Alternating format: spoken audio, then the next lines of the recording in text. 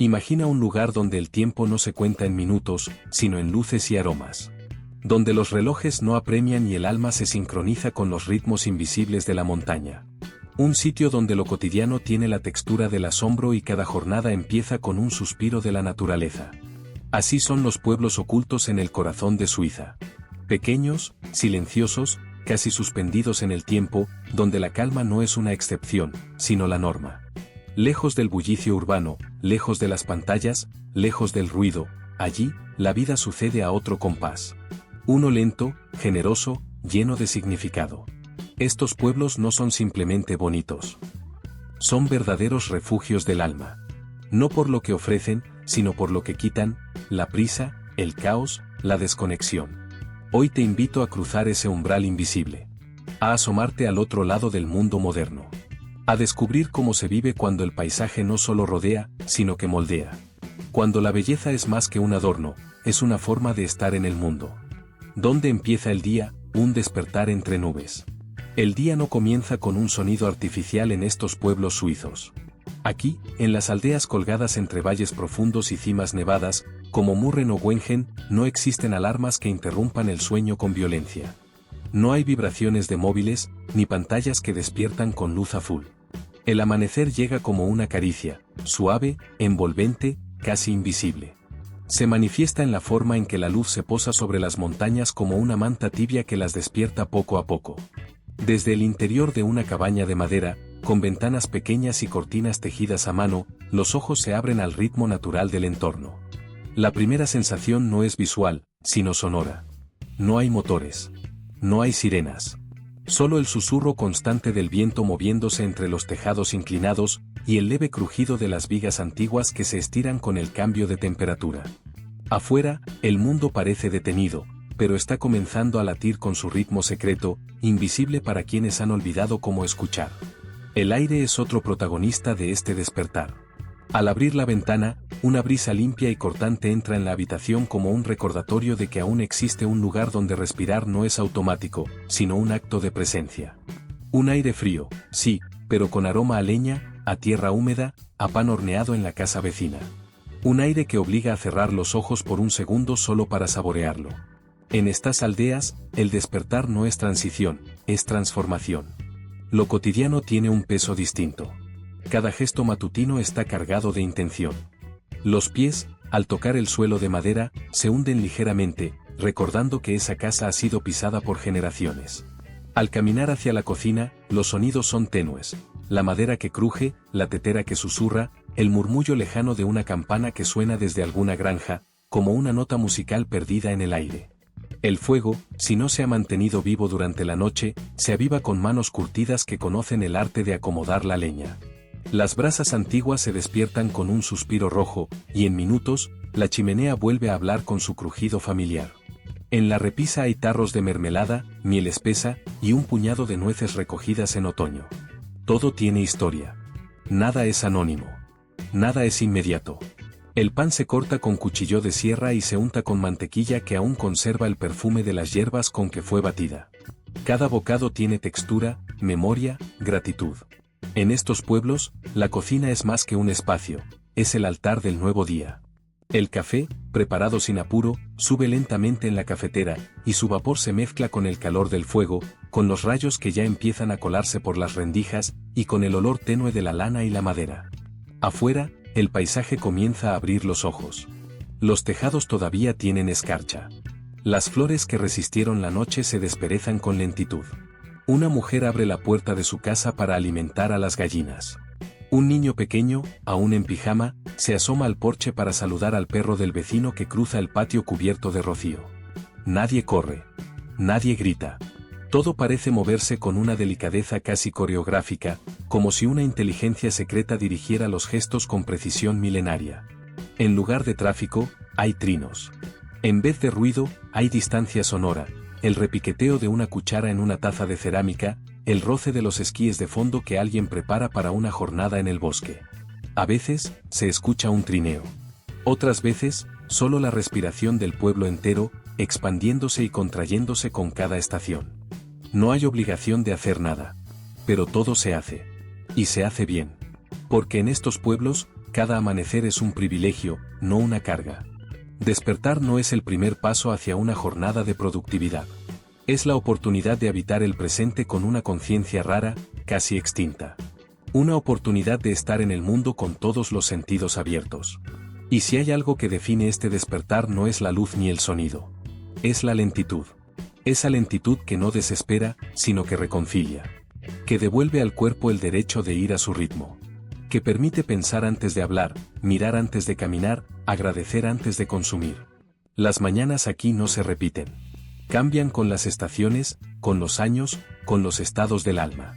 A veces son grises, melancólicas, con nubes bajas que cubren todo como una manta de lana. Otras veces son deslumbrantes, con una claridad que hiere los ojos pero cura el espíritu.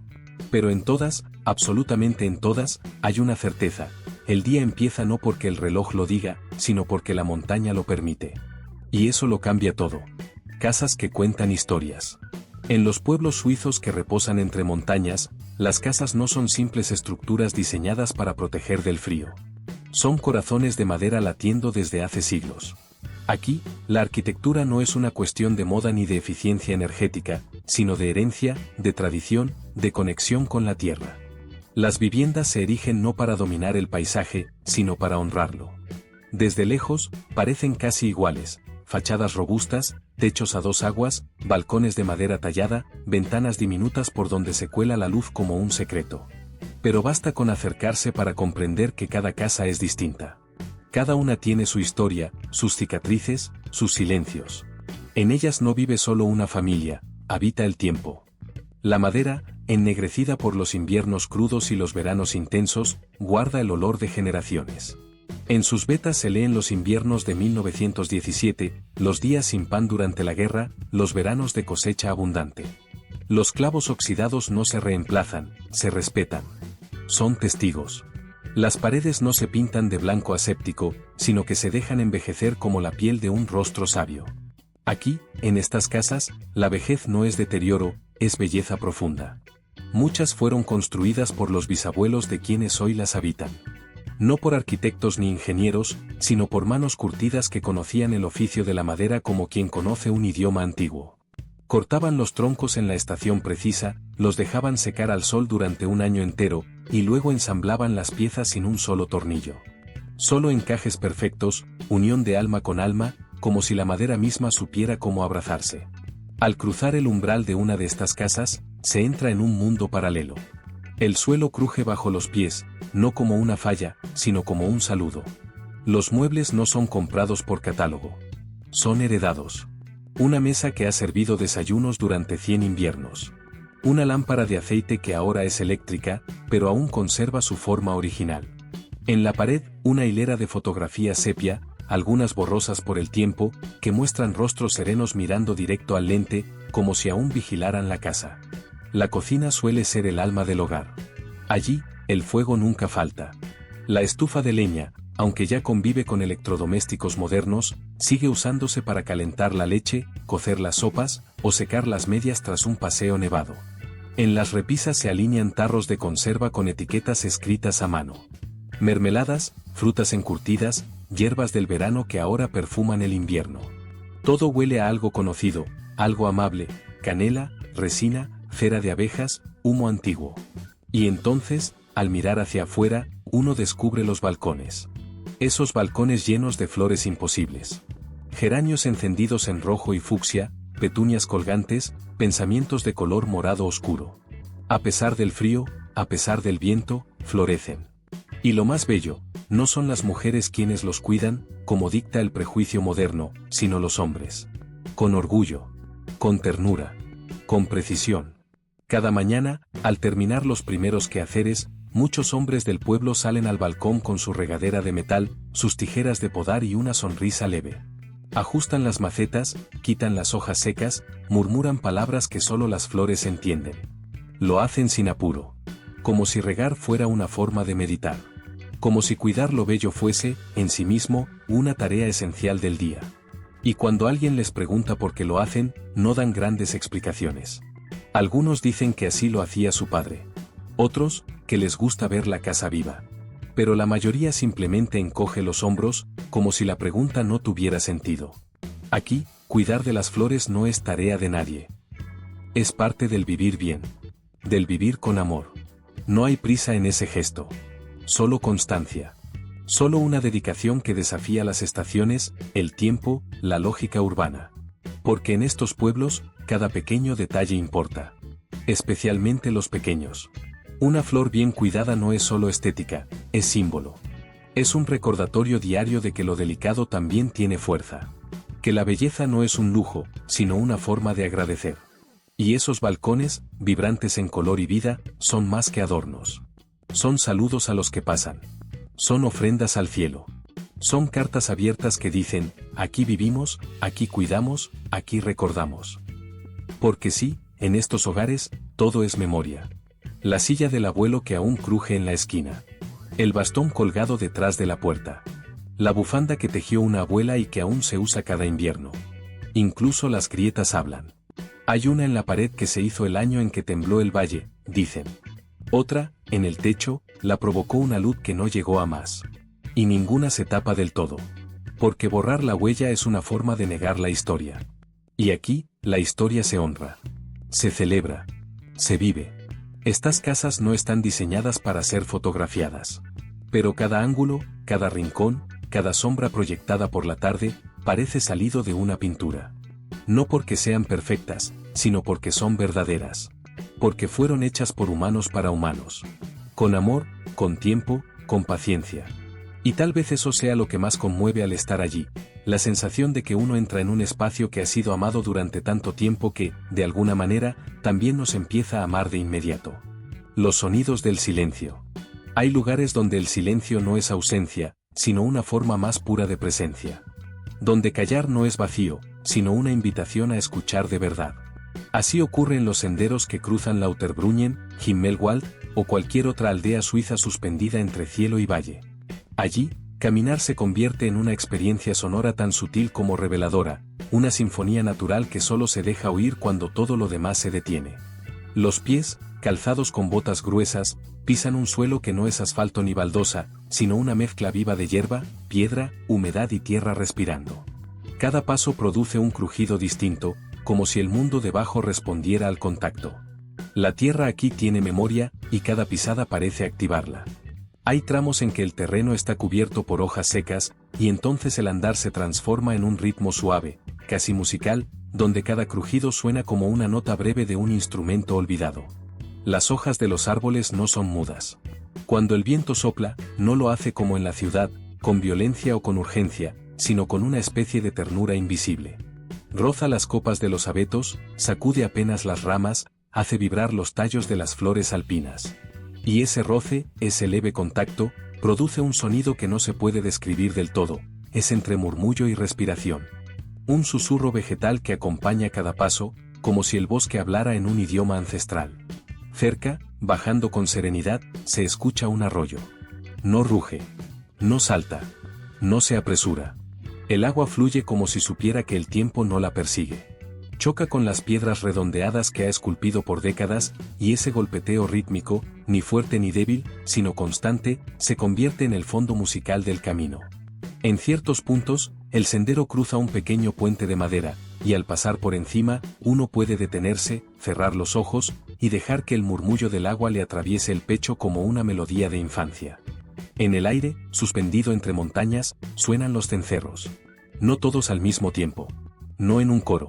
Uno aquí, otro allá, en intervalos irregulares, como si las vacas que pastan en las laderas se turnaran para anunciar su presencia. El sonido metálico, suave pero firme, viaja a través del valle y se cuela entre los árboles. Es un sonido humilde, pero poderoso, te recuerda que la vida sigue, que hay animales caminando lentamente, masticando, observando, existiendo. Y en esa existencia animal también hay belleza. Las vacas suizas no viven encerradas. No las cerca una malla eléctrica ni un portón industrial. Caminan libres sobre el pasto empapado de rocío, acompañadas a veces por el silbido del pastor o el ladrido distante de un perro. No temen. No corren. No escapan. Se saben parte de este paisaje tanto como el musgo, las piedras o la nieve. Aquí, la convivencia entre lo humano y lo natural no es un esfuerzo. Es una costumbre. Es la forma en que siempre ha sido. Los campesinos no se creen dueños del valle, sino huéspedes. No hablan de explotar la tierra, sino de acompañarla. De seguir su ritmo. De escuchar sus señales. Por eso, el paisaje no se impone ni se transforma, se respeta. Se recorre con los pies, pero también con el alma. De vez en cuando, una marmota atraviesa el camino como una sombra veloz. O un ave de montaña traza un círculo en el cielo dejando tras de sí un silbido agudo y breve. Pero ninguno de esos sonidos rompe la calma. Al contrario, la acentúan. Son acentos que subrayan la quietud. En la ciudad, cualquier silencio se llena de ansiedad. Aquí, el silencio se llena de matices. Incluso el eco tiene aquí una textura especial. En ciertos senderos, uno puede hablar en voz baja y escuchar cómo las palabras rebotan levemente contra las paredes del valle. Pero no es un eco teatral ni agresivo. Es un eco íntimo, como si el paisaje te respondiera con discreción, como si repitiera lo que dijiste para asegurarse de que tú también lo escuchaste bien. Es difícil explicar lo que se siente al estar en un lugar así. Porque no es solo un silencio exterior, es un silencio que se mete dentro. Que limpia. Que baja la velocidad de los pensamientos. En estos senderos, las preocupaciones pierden volumen. Las dudas se disuelven. La mente, acostumbrada a la sobrecarga, se acomoda a una frecuencia más baja, más honda, más verdadera.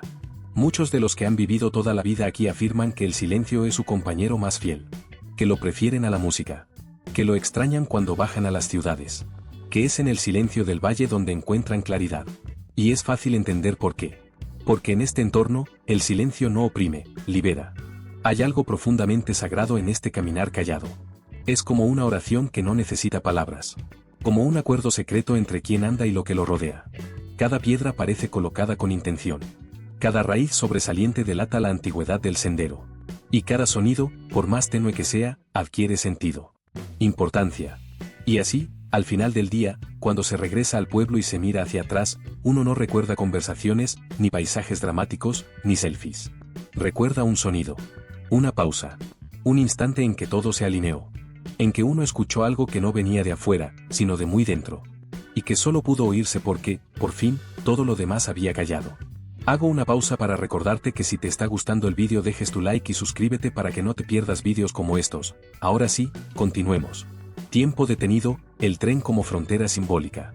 No todos los viajes comienzan con un destino. Algunos empiezan con una renuncia.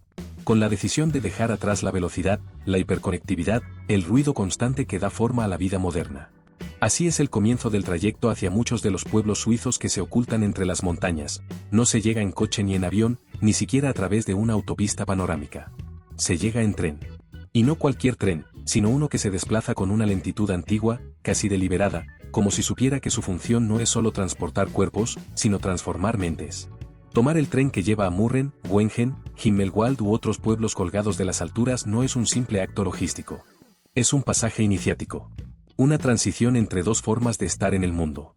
Uno sube al vagón desde una estación donde aún hay cafeterías de paso rápido, anuncios digitales que cambian cada 3 segundos y teléfonos móviles en todas las manos.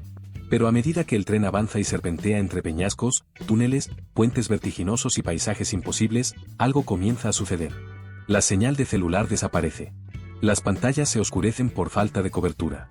El ruido de notificaciones muere. Y en su lugar, el oído se acostumbra al traqueteo hipnótico de los rieles, a ese sonido mecánico y antiguo que marca el compás de otra era. El paisaje por la ventana cambia también. Se desvanecen los bloques de concreto, las gasolineras, las estructuras modernas. Y emergen, poco a poco, los valles verdes, los ríos brillantes, los bosques que parecen salidos de un cuento. En este tren, el tiempo no se mide en kilómetros por hora, sino en respiraciones profundas. La lentitud es parte del ritual. Porque solo yendo despacio se pueden percibir los matices, la luz filtrándose entre ramas centenarias, el reflejo de las nubes en los lagos de altura, los rebaños diminutos a lo lejos, dispersos sobre laderas inclinadas. Cada curva del tren es una curva en la conciencia. Cada túnel, una purificación. Y cada parada es como un umbral entre un mundo que se agota y otro que comienza. Algunos viajeros, los menos, intentan mantener el ritmo de su vida anterior. Llevan auriculares, revisan correos, miran sus relojes. Pero el tren, como si fuera un ser vivo, les va ganando lentamente. Les baja los párpados. Les arranca los suspiros. Les hace mirar por la ventana como quien contempla un milagro. Porque eso es lo que hay afuera, un milagro silencioso, intacto, que no grita para ser visto. Y entonces llega el momento de bajar. Se pisa el andén con una cierta incertidumbre. Ya no hay taxis esperando. No hay semáforos. No hay tiendas de conveniencia abiertas las 24 horas. En su lugar, hay una estación pequeña, de madera oscura, con un reloj antiguo detenido en una hora que aún funciona. Y más allá, solo caminos de piedra, un aire más frío, y una sensación de haber cruzado una frontera invisible. Porque ese es el verdadero propósito del tren, marcar una diferencia radical entre lo que uno era antes de subir y lo que comienza a ser después de bajar. Lo que queda atrás no es solo la ciudad, sino el sistema de pensamiento que la acompaña, la prisa, la distracción, la urgencia, la multitarea. Lo que se encuentra adelante no es solo un pueblo, sino una nueva lógica, la del cuidado, la del tiempo lento, la del asombro sin aditivos. Estos pueblos no necesitan coches. No por falta de recursos, sino por decisión. Porque el automóvil rompe el silencio, interrumpe el paisaje, acelera lo que debe ir despacio. Y en lugar de eso, la movilidad aquí es otra, se camina. Se sube. Se carga. Se empuja un trineo o se monta una bicicleta de ruedas gruesas. Y con cada paso, se recupera algo perdido. La consciencia del cuerpo, el valor del trayecto, la gratitud por llegar. La ausencia de carreteras no es una limitación. Es una declaración. Una forma de proteger la pureza del entorno. De evitar que el zumbido del mundo exterior penetre donde no tiene lugar. Por eso, incluso el tren que llega hasta aquí es discreto. No es un bólido de alta velocidad. No pretende ser invisible. Es parte del paisaje. Se adapta. Se arrodilla ante la montaña, como quien pide permiso para entrar. Y, una vez dentro, uno empieza a notar cómo conviven lo moderno y lo antiguo sin pelearse. Hay electricidad, sí, y hay internet satelital. Pero no dominan. No gritan. No son el centro de la vida, sino herramientas que sirven con humildad.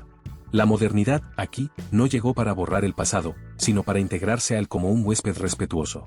Por eso, en estos pueblos, puedes encontrar una casa del siglo XVIII con paneles solares bien camuflados en el tejado. Una escuela que enseña programación entre clases de esquí y agricultura. Una iglesia centenaria donde el wifi llega, pero no interrumpe. Es una convivencia armónica entre la raíz y la rama. Entre lo que se sostiene desde siempre y lo que apenas germina. Y en medio de todo eso, el recuerdo del tren persiste. Como una marca en la memoria. Como un hilo que une los dos mundos. Porque subir a ese tren es, en el fondo, un acto de fe. Fe en que todavía hay lugares donde se vive distinto. Donde el tiempo no te arrastra, sino que te acompaña. Donde llegar no es simplemente llegar, sino transformarse en alguien un poco más presente. Más humano. Más libre. Oficios con alma. Trabajar la tierra en estos pueblos suizos no es un acto de supervivencia ni una tarea rutinaria. Es una forma de pertenecer. Aquí, los oficios no son solo medios de vida, son vínculos vivos entre el ser humano y su entorno, entre el presente y los que ya no están, entre el ritmo de la estación y la memoria de la familia. El campesino que se agacha para revisar el crecimiento de las papas no lo hace con prisa ni por obligación. Se detiene, observa, toca la tierra con las manos desnudas, como si estuviera leyendo una carta escrita con raíces y humedad. Su cuerpo sabe cuándo hay que arar, cuándo hay que sembrar, cuándo hay que dejar reposar. No lo aprendió en manuales.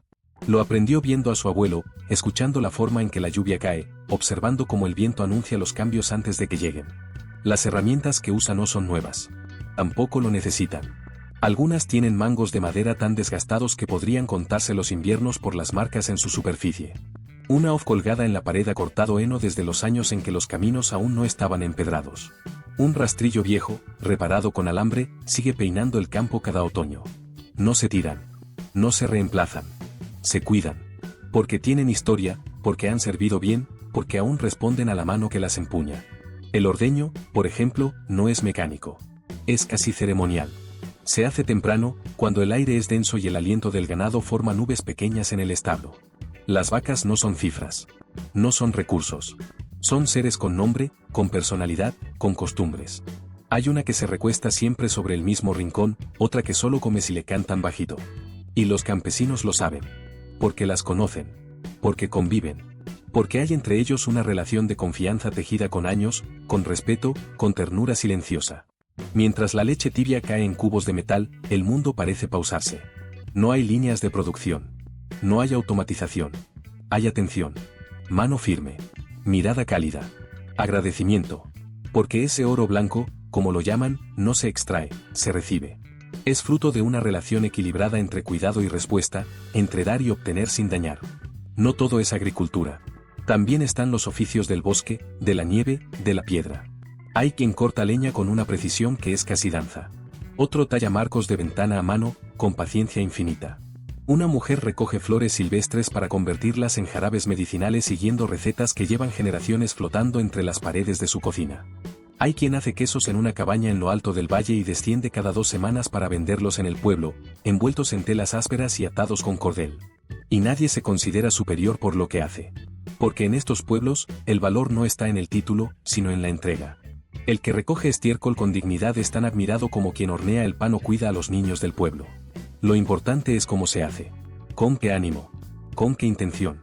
Aquí, el alma está en el oficio porque el oficio no está separado del vivir. Es parte del mismo ciclo. El trabajo no es una carga que se soporta 5 días para descansar 2. Es una forma de participar activamente en el milagro cotidiano de sostener la vida con las propias manos. Invierno, cuando el frío abraza. Y entonces, llega el invierno. No como castigo, sino como transformación.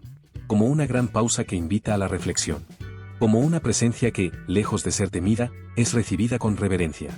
En estos pueblos, el frío no se combate, se honra. Es parte de la identidad, del paisaje, del alma. Las primeras nieves no sorprenden. Son esperadas como una visita querida. La comunidad entera se prepara semanas antes. Se revisan los techos, se protegen las ventanas, se cortan troncos hasta formar montañas de leña perfectamente apilada. En cada hogar hay una especie de rito silencioso: llenar los frascos de conserva, reforzar las puertas, poner las mantas al sol por última vez. Y cuando por fin cae la nieve, lo cubre todo con una delicadeza devastadora. Las calles desaparecen bajo una alfombra blanca que borra las huellas de los días anteriores. Las casas se convierten en pequeñas fortalezas de madera con sombreros de escarcha.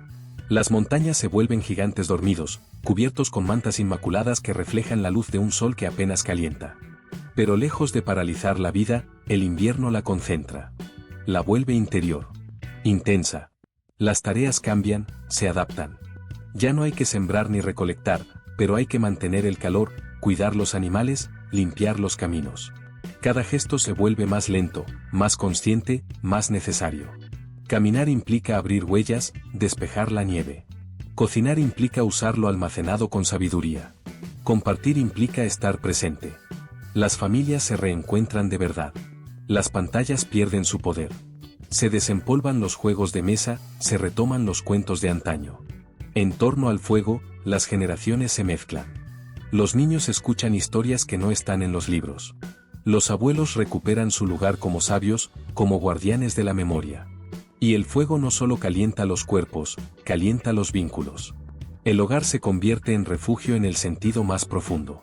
No solo un techo, sino un espacio donde se teje la intimidad, donde se cuece la sopa que perfuma toda la casa, donde el silencio no asusta, sino que envuelve. Cada habitación es un pequeño universo iluminado por la luz cálida de una lámpara o por el resplandor del fuego. Cada rincón es una promesa de abrigo. Y afuera, la nieve sigue cayendo. A veces suave, como si alguien la soplara desde el cielo. A veces densa, como si quisiera reconstruir el mundo. Las noches son largas, pero no son oscuras. El blanco refleja incluso la luz de las estrellas. Y el sonido del viento entre los árboles es más canción que amenaza. Un canto profundo, antiguo, que recuerda que todo duerme para volver a despertar con más fuerza. Los que han nacido aquí no temen al invierno. Lo respetan. Lo entienden. Saben que la nieve no aísla, protege. Que el frío no endurece, limpia. Que la lentitud no detiene, transforma. Y que, cuando todo afuera parece congelado, adentro se enciende una vida más intensa, más humana, más cálida. El invierno enseña a mirar de cerca. A valorar los detalles. A escuchar con más atención. A vivir con menos, pero sentir más. Y cuando por fin comienza a derretirse la nieve y a abrirse la tierra, no se la despide con prisa. Se le agradece. Porque ha dejado algo. Una lección. Un silencio fértil. Una pausa que era necesaria para seguir caminando. Niñez libre y salvaje. Para los niños, vivir en estos pueblos es vivir en una aventura perpetua. No aprenden las estaciones por calendario, sino por señales naturales, el canto de un ave, el olor de la hierba, la dirección del viento. No conocen recreos de 10 minutos, sino tardes enteras en el bosque. Construyen fuertes, escalan rocas, cruzan riachuelos. Y cuando cae la nieve, se lanzan a ella como si fuera un regalo caído del cielo. En muchos sentidos, crecen más despacio. Pero también, más profundamente. Conocen el valor del silencio, del esfuerzo, de lo compartido. Y hasta acá el vídeo de hoy. Recuerda dejar tu like si te ha gustado el vídeo y suscríbete activando la campanita de notificaciones para que no te pierdas más vídeos como estos. Nosotros nos vemos en la próxima.